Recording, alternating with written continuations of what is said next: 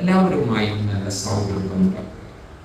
തെറ്റാൻ നമ്മൾ പഠിക്കേണ്ട കാര്യമൊന്നുമില്ല. സംഭവം ശരിയല്ലേ? ഒരാളോട് തെറ്റാൻ പഠിക്കേണ്ട ആവശ്യമൊന്നുമില്ല. കടം കൊടുത്ത കാശ് റിട്ടേൺ ചോദിച്ചാൽ മതി. ഞാൻ എന്റെ താത്താടെ മോനെ നിക്കാഹിലാണ്. അജുവിന്റെ നിക്കാഹിലേ നിക്കാഹ കഴിയാനുള്ള വെയിറ്റിംഗിലാണ് ഞങ്ങൾ രണ്ടാളും. നിക്കാഹ് കഴിഞ്ഞാൽ മാത്രമേ ഫുഡ് വിളമ്പുള്ളൂ.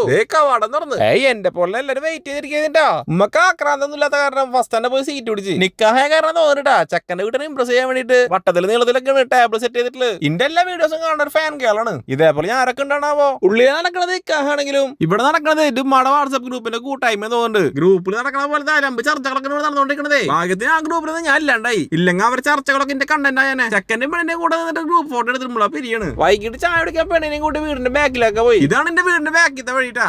ചാവക്കാടൊക്കെ അറിയാൻ പറ്റും. മിനി വാഗമണ്ണിക്കുള്ള റോഡാണ്. ഇവിടെ ചാവക്കാട് അടുത്ത് ഫേമസ് ആയ ചായക്കട.